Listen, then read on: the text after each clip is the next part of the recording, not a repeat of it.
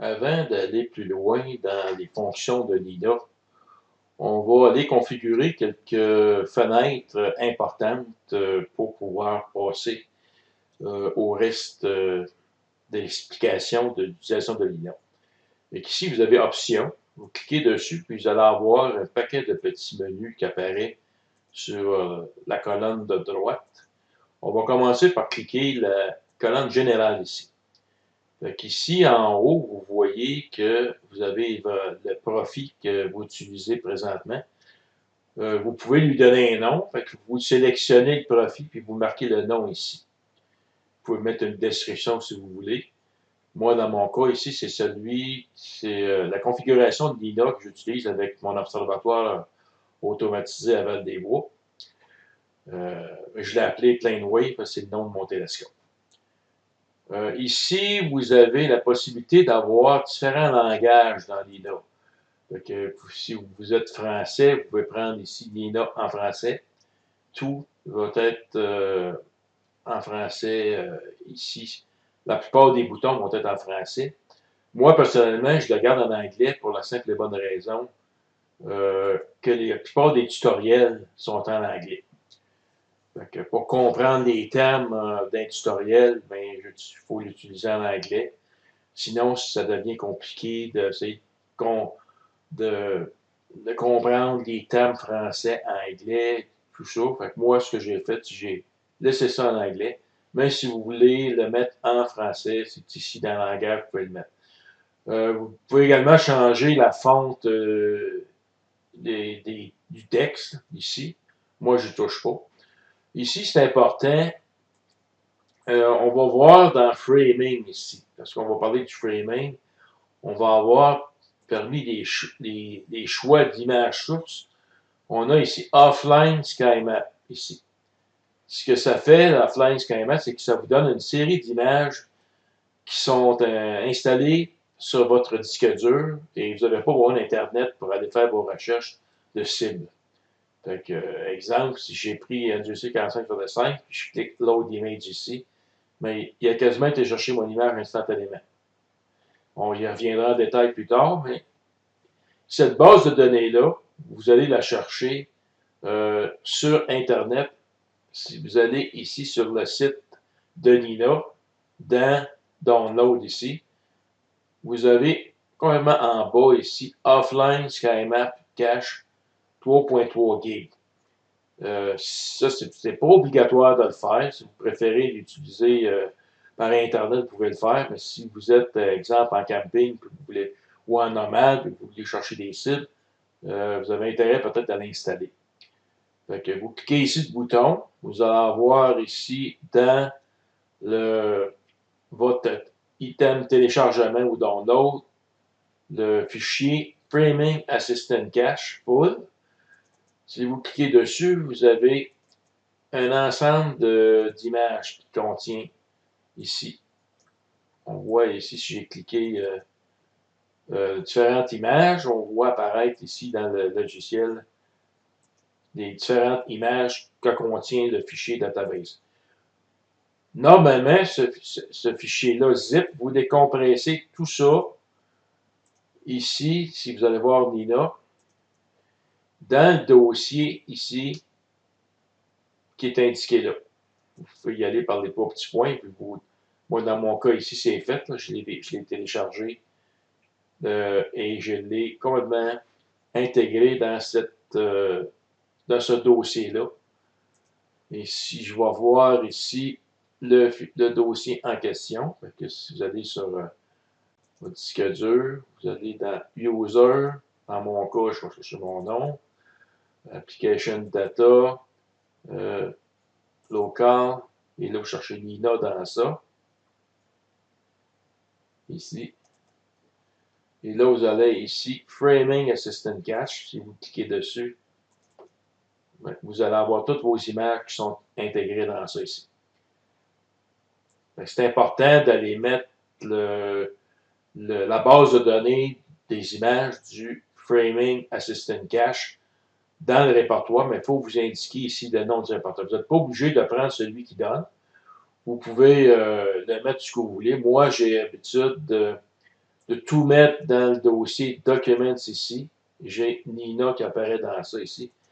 Et ici, je vais faire un dossier pour mettre les images. Je pourrais mettre le dossier Framing Assistant ici, mais il ne faut pas oublier d'y donner le chemin ici. Ensuite, ici, le bouton Framing Profile Chooser on Startup. Si c'est sur On, mais c'est celui-là qui va toujours apparaître. Fait que moi, si vous le mettez sur Off ici, mais à ce moment-là, vous allez avoir toutes les possibilités de profits que vous avez fait. Vous avez différents télescopes, vous avez fait différents profits. Vous allez tous les avoir dans la liste, puis vous choisissez. Moi, vu que c'est toujours le même ici, PlaneWave, mais je l'ai mis sur On ici. Fait que, à chaque fois que Nina va s'ouvrir, c'est PlaneWave qui va apparaître, c'est tout mon profit de mon télescope PlaneWave qui va être configuré dans Nina. Ici, dans Advance, ici, normalement, les boutons sont comme ça. Si vous cliquez ici, moi, ici, j'utilise la version Nightly de Nina. Il y a la version Release, qui est la version la plus testée, si on peut dire, qui a moins de bugs.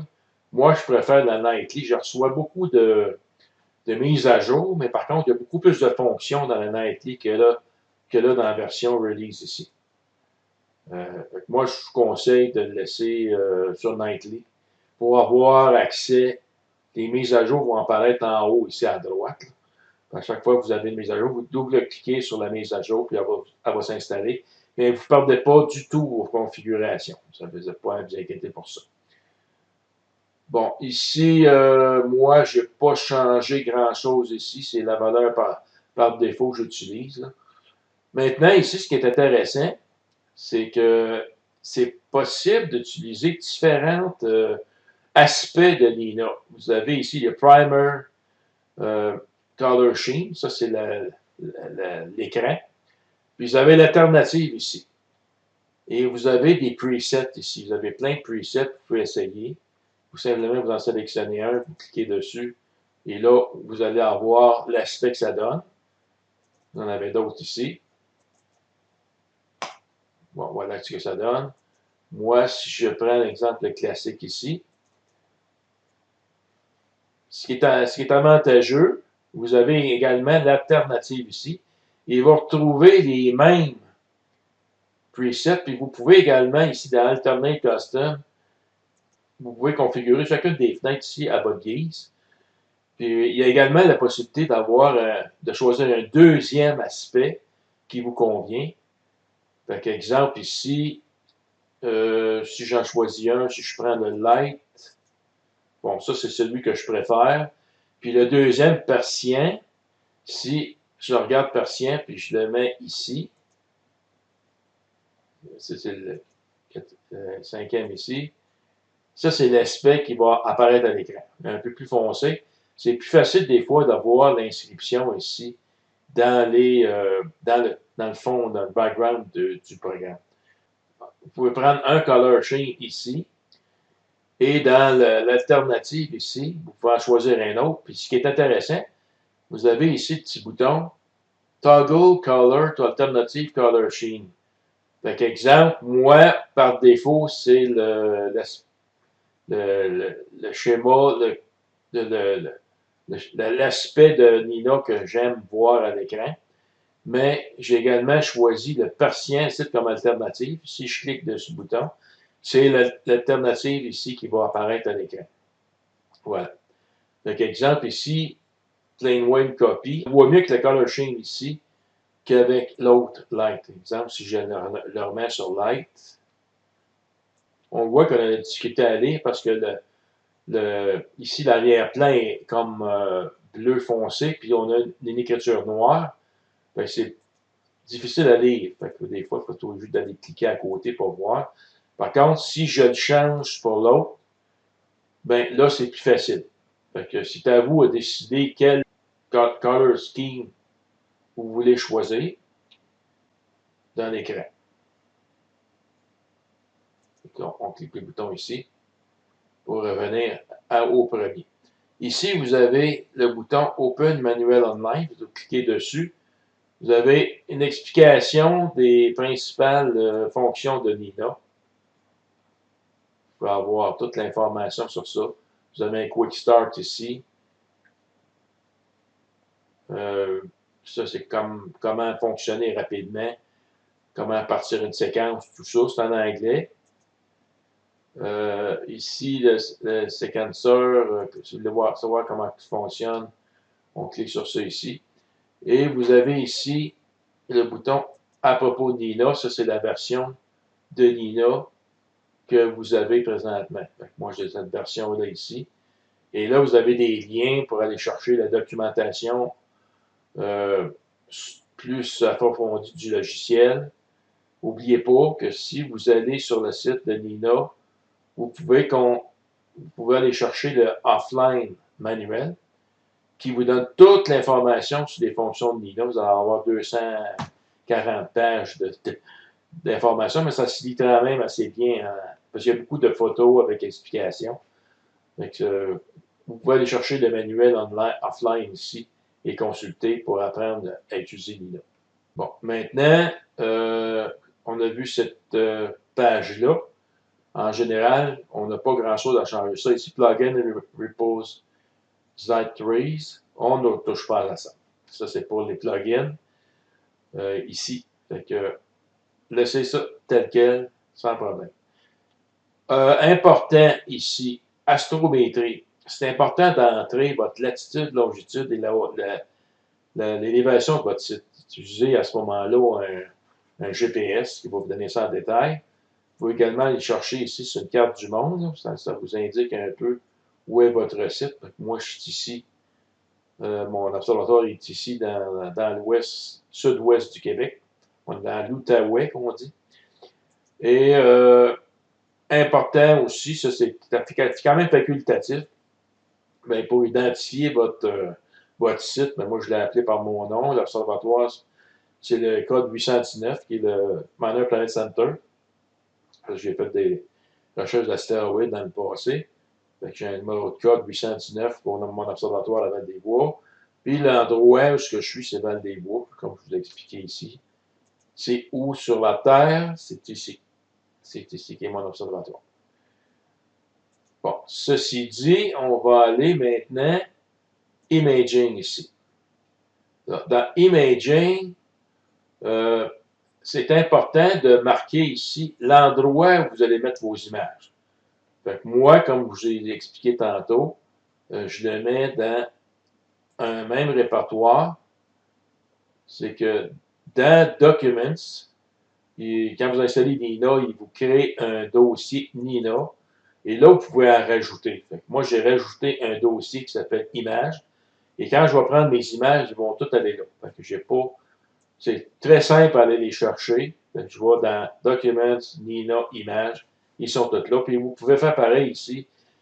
Si, exemple, vous avez des fichiers des target lists pour vos cibles, vous avez dans le séquenceur avancé, des petits programmes que vous êtes faits, vous mettez tout ça en même place en créant de nouveaux dossiers. Si ça vous permet d'aller accéder rapidement, mais il ne faut pas oublier de mentionner ici le chemin. Encore là, ici, vous cliquez sur ça et vous allez aller mettre le chemin où se trouve votre dossier image ici dans les notes.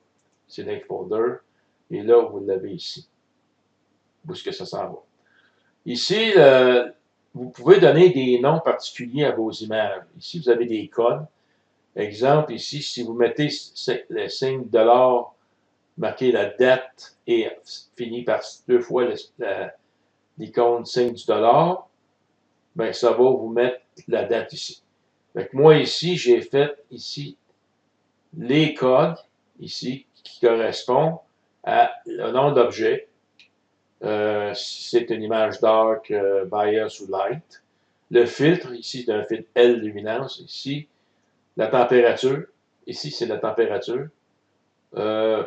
Ici, c'est le temps d'exposition. Ici, temps d'exposition, exposure time. Ici, j'ai le offset. Et ça, c'est le GN, c'est le gain. Donc, on voit ici le gain. Ensuite, suivi du offset.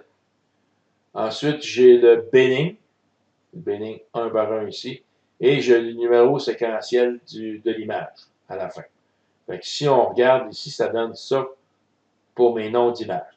C'est dans cette fenêtre-là que vous configurez le nom que vous voulez donner à vos images. Bon, ici, le Meridian Flip, vous pouvez prendre ces valeurs ici, ces valeurs que j'ai utilisées. Ici, vous avez les paramètres à mettre pour le Meridian Flip. Moi, c'est les valeurs que moi j'ai mis pour mon télescope, mais vous pouvez changer ici les valeurs. C'est peut-être expliqué dans le User Guide comment les configurer. Ici, j'ai utilisé les valeurs par défaut. Si vous avez une caméra couleur et que vous voulez voir l'image en couleur, vous le mettez ici sur On, dans DVR Image. Moi, j'ai le monochrome, et à ce moment-là, je le mets sur Off ici. Vous pouvez également changer les paramètres ici. Dans l'utilisation de l'autofocus, ici, vous avez un plugin qui s'appelle Hocus Focus ici. Ça, c'est très, très, très intéressant de l'installer parce que lui, quand il va faire son V-curve, s'il y a des étoiles qu'il a mal mesurées, il va les éliminer. Puis il va pouvoir quand même calculer la valeur du V-curve en précision. Donc, vous allez ici dans Plugin, vous allez normalement dans Available, vous sélectionnez Hocus Focus, puis à ce moment-là, je vais juste vous montrer un peu comment ça se fait. Là. Exemple, vous allez avoir un install ici, que vous installez Hocus Focus dans les plugins, puis vous allez le configurer ici, dans Star Detector, Star Annotator, Autofocus. Par défaut, c'est Nina, mais une fois que vous avez installé Hocus Focus, vous allez le mettre ici. Très important. Dans Advanced Setting ici, je n'ai pas changé grand-chose, j'ai utilisé les valeurs par défaut. Ici, c'est les chemins à donner, exemple, les dossiers par défaut pour vous fichier de séquence. Ben, vous mettez l'endroit ici où ce que vous voulez le mettre avec le dossier. C'est dans ça que vous allez mettre le chemin. Ici, dans Layout, ici, c'est la configuration des fenêtres ici, on appelle ça Docking. Toutes ces fenêtres-là sont paramétrables. Vous pouvez les déplacer en cliquant à la barre de titre, les amener ce que vous voulez. Si vous les mettez ici, il va s'ajouter ici. Si vous voulez avoir, une fois que vous avez placé vos fenêtres, il y a possibilité d'enregistrer la position de vos fenêtres. Vous allez le faire ici.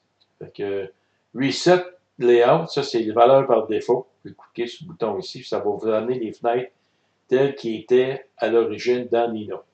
Et si vous les avez placées à votre goût, à ce moment-là, vous cliquez sur le bouton Backup Layout ici. Vous cliquez sur le bouton, vous donnez un nom. Donc moi, je l'ai appelé ce nom-là ici. Et vous le sauvez. C'est important de créer peut-être dans Documents ici, dans Nina. Moi, j'ai créé un dossier qui s'appelle Layout Doc.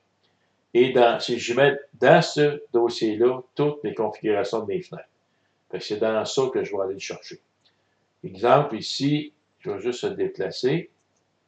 Mettons que j'avais ça comme fenêtre. Je veux avoir la fenêtre originale. Je reviens ici. Je vais faire un Restore Layout. Je vais ici. Et je vais dans mon dossier Nina Layout Doc et je vais récupérer ici ma configuration à moi. Je clique Open. Il marque un message comme quoi qu'il a réussi à le faire. Et si je viens ici dans Imaging, mes fenêtres sont exactement configurées comme je voulais, selon mes goûts. Bien, on reviendra en détail un petit peu plus tard dans un autre tutoriel. Bien, si on vient à Options, c'est pas mal les fenêtres importantes ici à considérer. Il y a également dans Équipement, c'est important ici d'entrer vos paramètres de vos instruments. En général, ils vont être rentrés si vous utilisez des drivers ASCOM. Comme exemple, ici, ma caméra Players One Poseidon, monochrome. Ben, ici, il y a marqué la grosseur des pixels, 16 bits. Et si je vais dans Advanced ici, Ça, j'ai pas eu à faire grand-chose ici. C'est surtout si vous utilisez des caméras genre Canon ou Nikon. C'est dans cette partie-là que vous pouvez configurer des choses. Moi, ici, dans mon télescope, j'utilise un PlaneWave CDK 12 pouces avec une longueur focale de 2555 mm et mon rapport focal, c'est f8. Ça, c'est très important pour l'astrométrie d'entrer les paramètres ici. La monture que j'utilise, moi, j'ai une Paramount MX. J'ai mis un settle time, ça c'est un temps pour qu'il puisse s'adapter à la vibration. J'ai mis 5 secondes ici. Ensuite, je veux qu'il fasse une synchronisation des coordonnées lorsqu'il va faire des calibrations astrométriques ou des plate solving. Je l'ai mis sur on ici. Et ça, j'ai pris les valeurs par défaut. Là, fait que, si vous avez des stations météo, vous avez des adresses, vous rentrez ça ici. Moi, je n'ai rien rentré dans cette partie-là. Une chose importante ici, c'est la configuration de votre roue à filtre. Je l'ai vu dans un autre tutoriel. Fait que ici, si vous voulez vous avez une roue à filtre 6 ou 7 positions, bien, vous cliquez sur le petit plus ici. Et il rajoute un filtre ici. Puis il faut lui donner un nom au filtre. Bien, vous allez le mettre en surbrillance sur le nom ici. Fait que vous le cliquez ici. Ça va venir en surbrillance. Vous le sélectionnez, puis vous le marquez, exemple, O3.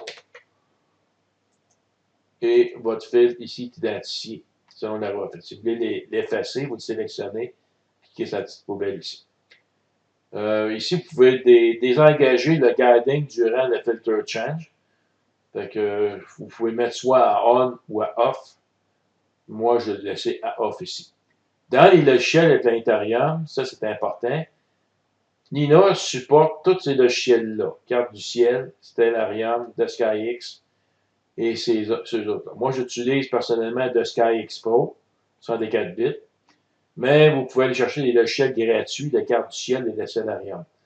À ce moment-là, vous les sélectionnez ici. C'est important ici, si vous utilisez un logiciel, ici, pour communiquer avec le logiciel, mettez ça sur On, mais ici, vous avez le port local host. En principe, vous n'avez rien touché sur ça. Si vous allez, exemple, dans le logiciel de Sky Expo, pour qu'il puisse communiquer avec Nina, il faut aller dans Tool ici.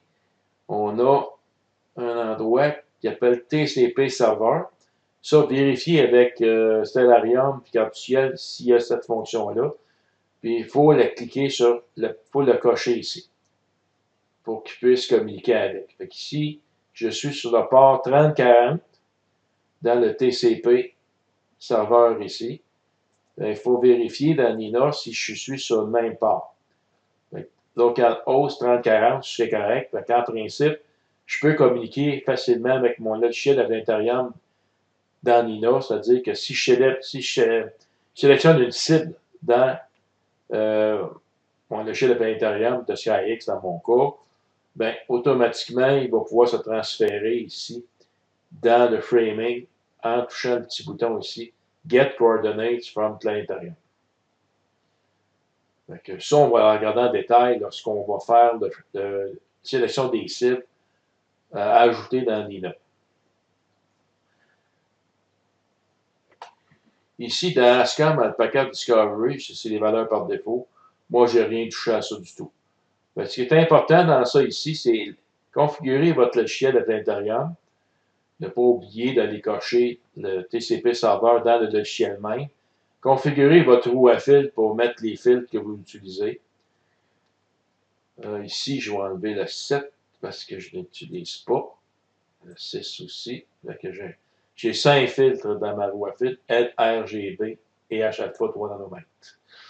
Configurez votre caméra, les pixel size ici, ainsi que le nombre de bits, c'est 16 bits dans mon cas. La longueur focale, le nom du télescope et le rapport focal de votre télescope. La monture ici. Et c'est ça qui est important dans cette page-là de configurer pour qu'on puisse passer aux prochaines étapes de Nina. Dans les prochaines options, on y reviendra dans d'autres tutoriels. Ici, c'est l'option Autofocus. Ça, c'est configurer ici votre V-Curve dans Nina pour faire des autofocus avec les séquenceurs legacy ou avancés.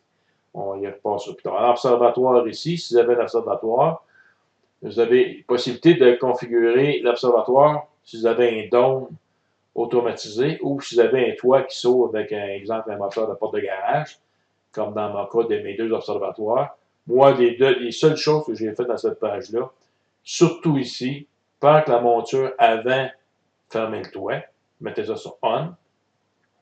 Et si j'utilise un détecteur de nuages et de pluie, close on unsafe condition, fait que s'il voit qu'il y a des conditions de nuages, ce qu'il va faire, c'est qu'il va parquer ma monture en premier, puis il va fermer mon toit. Puis dans le cas de séquenceur avancé, c'est possible de le configurer pour qu'il attende que des conditions safe se réalisent. Et à ce moment-là, il va ouvrir le toit, il va mettre la monture sur le home, il va trouver votre cible, il va centrer votre cible, il va trouver l'étoile de guidage, il va faire l'autofocus automatique. Ça, va être dans le séquenceur avancé qu'on va voir ici, éventuellement. Fait que, si vous n'avez pas d'observatoire ou de dôme, vous mettez tout ça en off ici, ou vous n'en occupez pas. Ça concerne les observatoires. Ici, dans le plate solving, on va y revenir plus tard, c'est la configuration des logiciels que vous allez utiliser pour pouvoir faire de l'astrométrie. Autrement dit, comment centrer vos cibles exactement quand vous allez faire vos séquences. On viendra, mais c'est dans Options, Plate Solving qu'on va regarder ça éventuellement. Fait que là, on a couvert en gros ce qui est important dans les options. Fait que les prochaines étapes, on va regarder les autres fonctions de Nina.